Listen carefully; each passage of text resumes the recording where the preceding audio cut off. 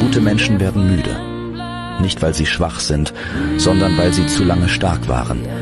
Weil sie zu oft andere getragen haben, während niemand nach dem Gewicht in ihren Armen gefragt hat. Geduld kann schwer sein.